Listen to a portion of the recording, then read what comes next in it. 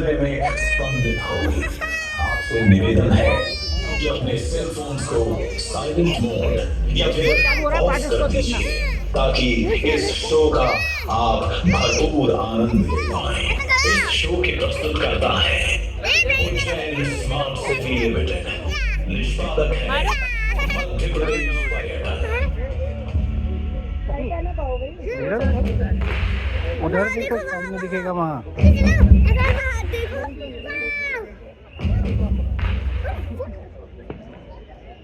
कैसे हुआ? देखो कैसे हुआ?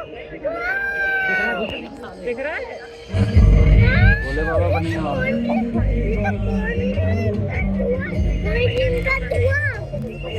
पानी का है। जब पानी में कोई तूफान आता है तो कोई तूफान बाहर आ जाता है। जब पानी आता है तो तूफान बाहर आता है। बहुत ठंडी होती है। ये धुआं आ रहा है। ये तो रेनबो जैसा है ना? ये अच्छा है। ऐसे करो, ऐसे करो।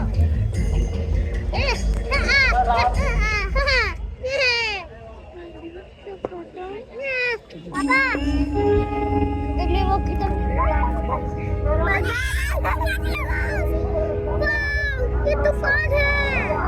आदिदेव, क़यामत, शंकर, जटाधारी, मृत्युंजय, विश्वेश, त्र्यंबक, महारुद्र, नीलकंठ, महाशिव, महाकाल, महेश।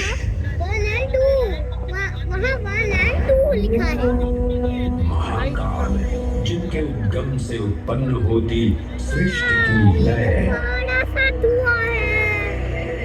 वाह! क्या? ये बात करो।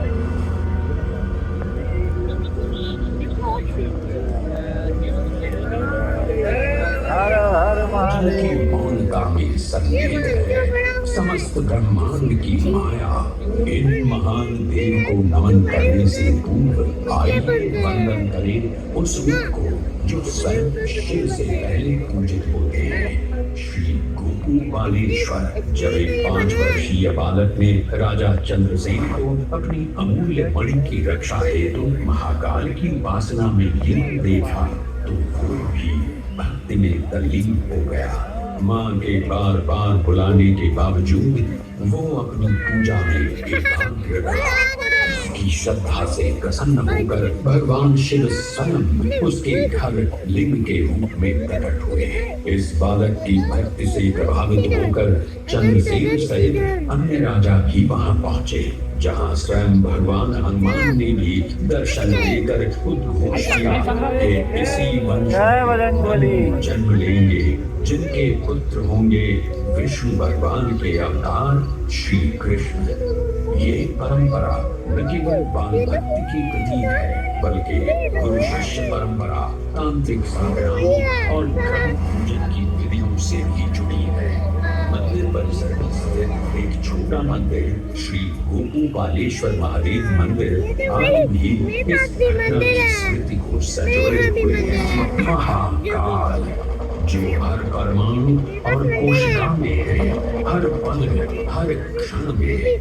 महाकाल जो है इस महानगर उज्जैन और नदी शिप्रा के कण कण में। आइए सुने उसी पावन नदी शिप्रा से महादेव की अद्भुत गाथा।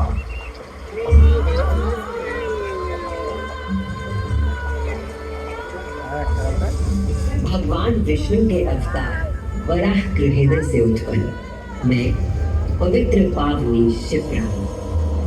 उद्गम तो मेरा श्री हरि के हृदय से हुआ और मैं प्रवाहित हो रही हूँ महाकाल के चरणों में।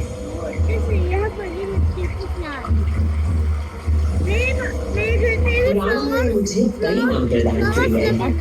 जबरदनी, पात्र हूँ अमृत संध्या और वर्तमान कथा का प्रवाह आरंभ करने से पूर्व यह आवश्यक है कि मैं आप सभी को अपने उद्गम की उस दिव्य गाथा से अवगत कराऊं, जिसे जानकर आप अचंभित हो जाओगे। मेरा उद्गम ऋषि अत्रि से जुड़ा है,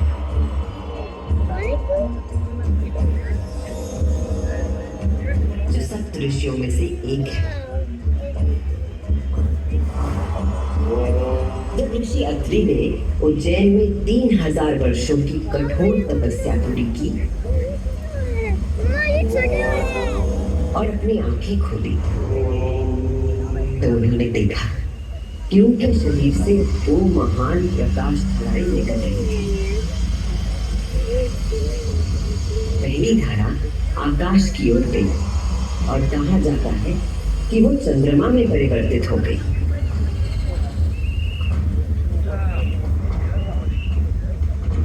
की आवाज कहाँ से आई? बताओ, सही है। और दूसरी प्रकाश धारा पृथ्वी की ओर गई और उसने मेरा रूप धारण कर लिया। और उस प्राचीन काल से बहती आ रही हूँ मैं इतिहास, आध्यात्मिकता, दिव्यता की कहानियां अपने साथ लेकर। कहानियां महाकाल की, जो विश्व का आदि और अंत है, जीवन का आरंभ और समापन जिनकी इच्छा से होता है, जो इस विश्व की निस्तब्धता और ध्वनि दोनों है।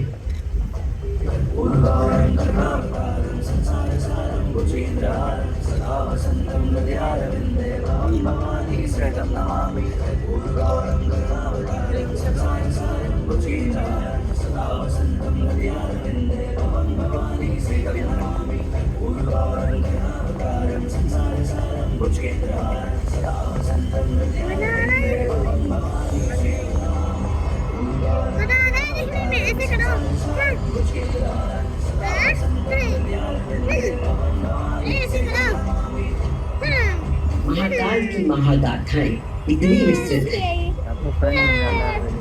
कि वे काल और अंतरिक्ष की सीमाओं को पार कर सकती है। कितने सारे भगवान जी बन गए हैं। और आज मैं आपको इन कथाओं का केवल एक संक्षिप्त अंश प्रस्तुत करूंगी, केवल कुछ चुनिंदा। छोड़ के भी रह समस्त सृष्टि महाकाल की अद्वितीय चेतना का संचार है, परंतु जिसके हृदय में स्वयं महाकाल की दिव्य चेतना प्रवाहित होती है, मेरे तट पर स्थित उज्जैन। स्कंद पुराण में अवंती खंड के अनुसार अवंतिका यानी उज्जैन सप्त सागर के अस्तित्व के बारे में बताया गया, जिनमें से एक है रुद्र सागर।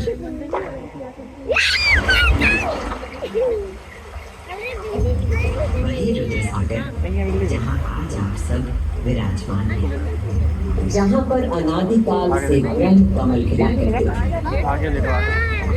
जहाँ भगवान शिव स्वयं अपने गले में धारण मुंडों की माला का प्रक्षालन करते थे। पौराणिक प्रमाणों में मिलता है कि यदि कोई व्यक्ति अनजाने में भी इस जल का स्पर्श करता है तो 7 कुल का उद्धार संत जन को मोक्ष और जीव को अकाल मृत्यु से त्राण दे रहे थे। अवंतिकापुरी में अवतरित देवाधिदेव महाकालेश्वर को मैं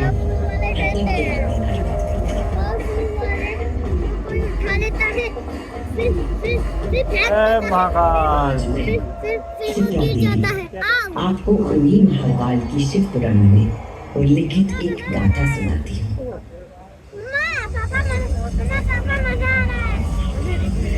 ब्रह्मांड के इतिहास में हमारी आकाश गंगा भगवान ब्रह्मा और भगवान विष्णु के बीच श्रेष्ठता को लेकर प्रचंड विवाद हुआ।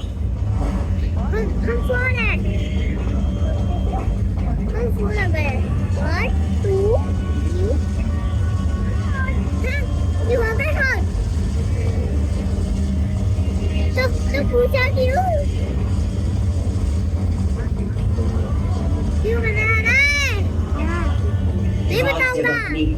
धृतराष्ट्र तक पहुंच गया। नहीं जब दोनों बताऊंगा। अपने अपने दिव्यास्त्र लेकर आपस में युद्ध करने के लिए तैयार हो गए। स्वर्ग में हाहाकार मच गया।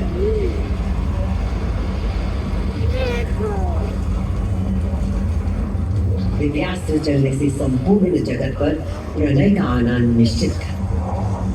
पापा मुझे टेक्चर पकड़ो। हाँ हाँ गाड़ी का पकड़ो, डोंट वरी।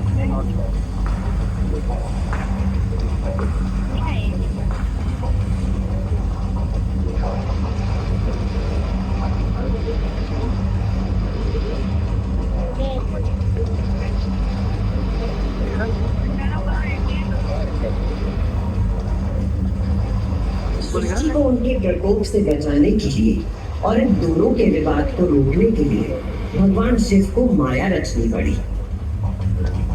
और अकस्मात अग्नि की ज्वालाओं से लिपटा हुआ एक महान अग्नि स्तंभ आकर स्थापित हो गया, जिससे दोनों देवताओं के दिव्यास्त्र स्वयं ही शांत हो गए।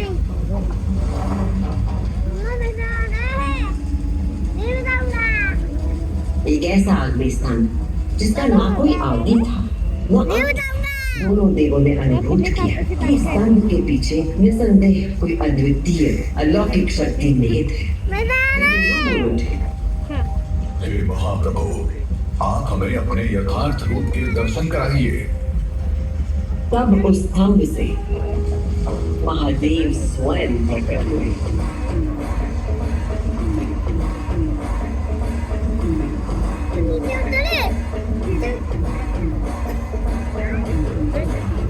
हर हर महादेव। जय करो महाराज।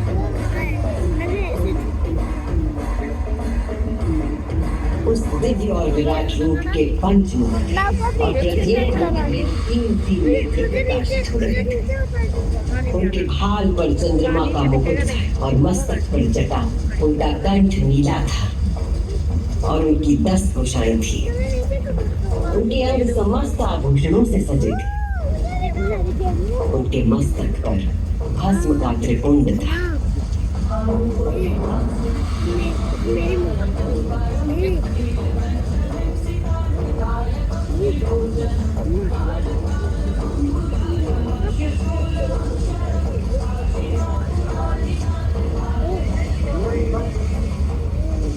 महादेव ने ब्रह्मा और विष्णु से कहा, सर्वश्रेष्ठ ब्रह्मा जी, आप मेरी आज्ञा से सृष्टि की रचना करें। और सर्वश्रेष्ठ विष्णु जी, आप चराचर जगत का पालन करें। मैं ही सृष्टि का पालन करने वाला और मैं ही सृष्टि का संहार करने वाला हूँ। नहीं है। मैं ही ब्रह्मा, विष्णु और रुद्र नाम से 3 रूपों में बना हूँ।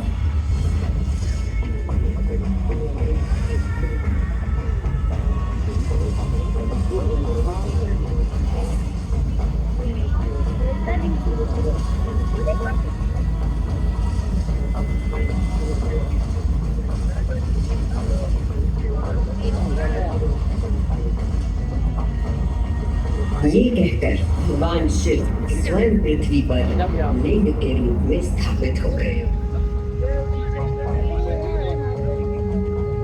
उस पल से इस लोक में लिंग पूजा का विधान प्रारंभ हुआ।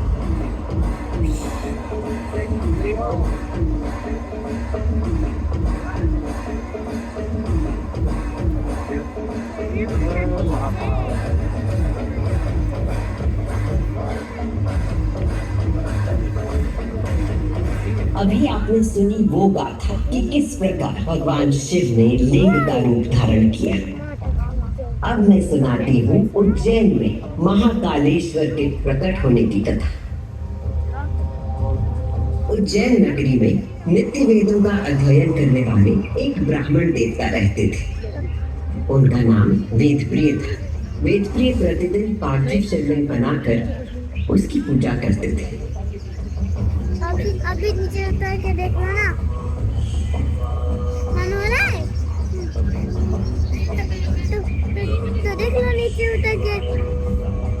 वेद प्रिय के शिव पूजा पारायण और भगवान शिव में आस्था रखने वाले 4 तेजस्वी पुत्र थे। उनके नाम थे देवप्रिय, प्रियमेधा, सुकृत और सुव्रत। चारों सद्गुणों में अपने धार्मिक पिता से कन्ना थे। दिनों दिन उनके सद्गुणों में अभिवृद्धि होती रही, जिसके कारण अवंती नगरी उनके ज्ञान के तेज से प्रकाशित होने लगी। उसी समय दूषण नाम का एक असुर प्रजापति ब्रह्मा की उपासना में लगा।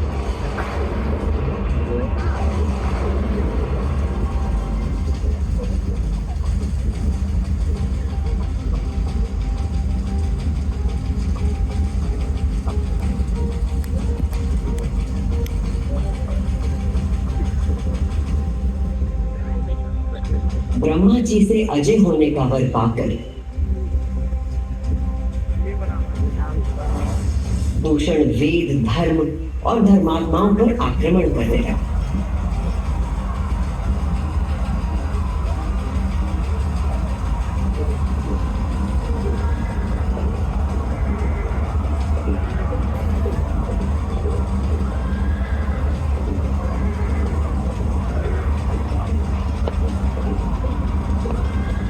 अत्याचारों की पराकाष्ठा पर पहुंचते हुए उसने उज्जैनी पर हमला करने का दुस्साहस किया।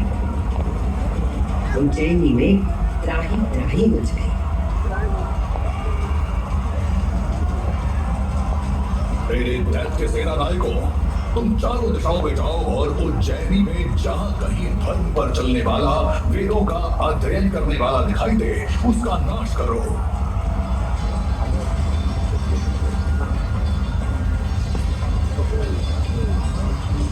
उस असुर से यदि कोई भयभीत नहीं था तो वो थे वेद प्रिय के चारों शिव भक्त पुत्र। नगर को भयाक्रांत देख उन चारों ने उज्जैनी के नागरिकों को आश्वासन दिया। उज्जैनी के नागरिकों, आप सभी अपने भक्तों पर सदा कृपा करने वाले भगवान शंकर पर विश्वास रखें और उनका ध्यान करें। भगवान सबकी रक्षा करेंगे।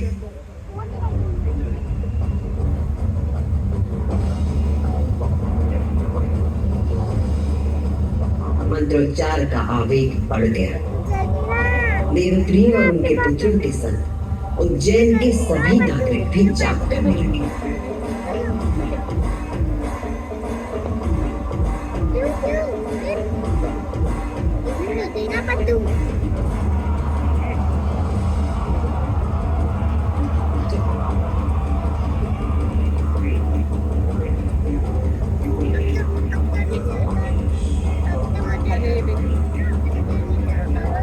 इतने में असुर दूषण अपनी सेना के साथ वहां पहुंच गया और उसने वेदप्रिय के पुत्रों को देख अपने सैनिकों को आज्ञा दी। वध कर दो शिव की आराधना करने वाले इन शिव भक्तों का।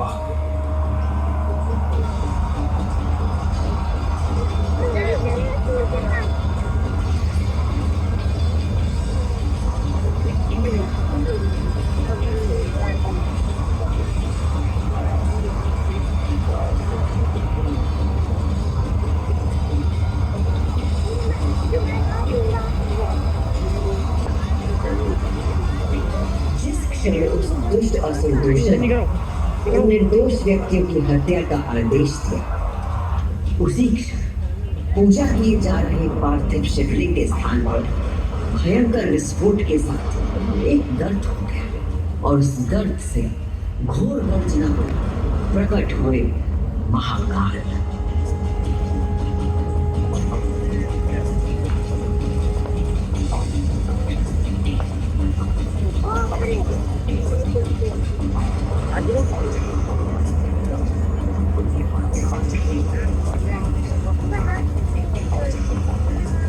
दूषण, मैं सत्पुरुषों के लिए आश्रय दाता हूँ और तुझ जैसे दुष्टों के लिए महाकाल हूँ।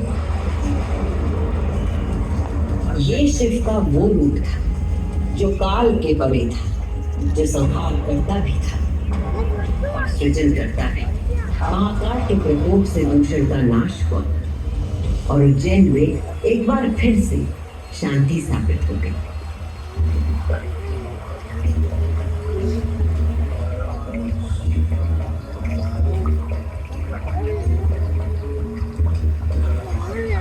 उज्जैनी के लोगों की आस्था से प्रसन्न भगवान महाकाल ने उन्हें वरदान मांगने को कहा।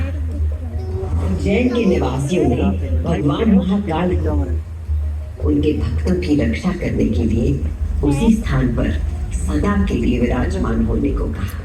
तब देवादिदेव उज्जैन में ही विराजमान हो गए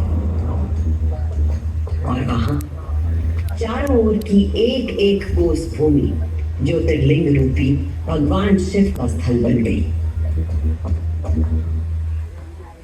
इस अद्भुत घटना के साक्षी बने समस्त देवता, गंधर्व और ऋषि मुनि। उज्जैन का वातावरण दिव्य ध्वनियों और मंत्रों से गूंज उठा।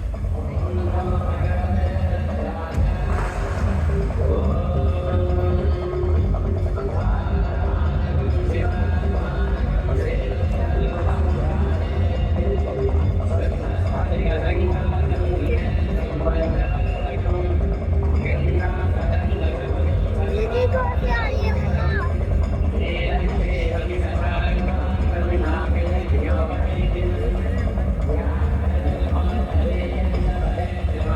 उस दिन से भगवान शिव ने महाकालेश्वर के रूप में भूतल पर अपनी प्रतिष्ठा प्राप्त की और ये स्थान श्रद्धालुओं के लिए तीर्थ स्थल बन गया।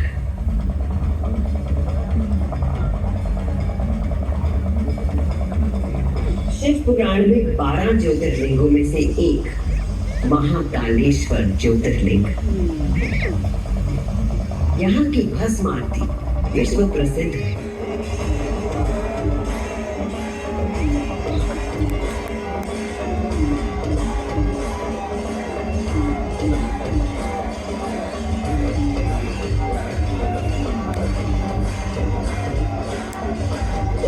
भस्म से भगवान का श्रृंगार किया जाता है क्योंकि महाकाल की तरह भस्म अविनाशी और अपरिवर्तनीय होता है।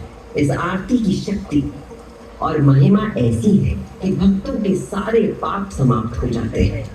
केवल इतना ही नहीं, उज्जैन वो नगरी है जहां मानव शरीर पूरे ब्रह्मांड के साथ सामंजस्य स्थापित करता है। वो क्या है? वो कौन है? वो क्या? अरे वो कौन है? यत् पिंडे तत् ब्रह्मांडे, कौन से भगवान जी? अर्थात जो कुछ मानव शरीर में है वही ब्रह्मांड में भी विद्यमान है। बैठे पर मैं जब बैठती हूँ मुझे कुछ भी नहीं। ब्रह्मांड के सृजनकर्ता महाकाल के आशीर्वाद से मैं शिप्रा आपको उज्जैन तथा महाकाल की शक्ति, भक्ति और मुक्ति की गाथाएं सुनाती रहूंगी। काल का प्रवाह अनंत है, इसलिए जब तक महाकाल है ये क्या है? हाँ, ये बड़ा क्या है? बड़ा क्या है? मैं यूं ही उज्जैन की स्मृतियों को अपने अंक में समेटे बहती रहूंगी।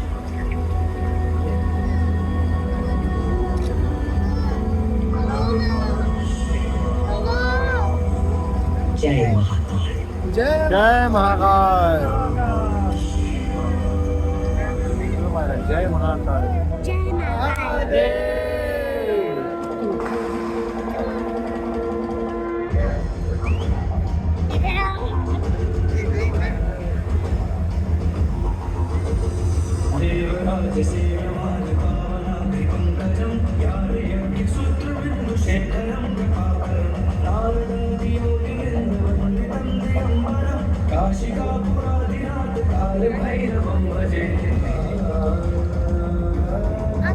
आप उधर नहीं करती?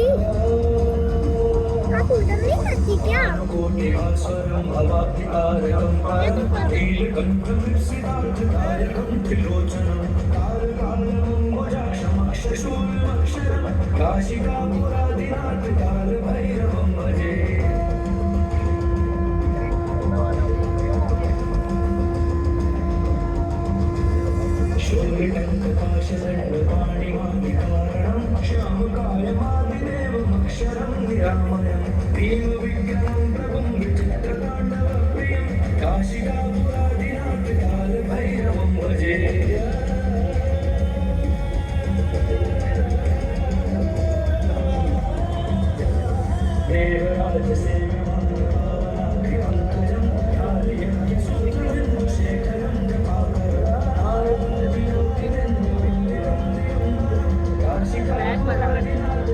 भैरवं भजे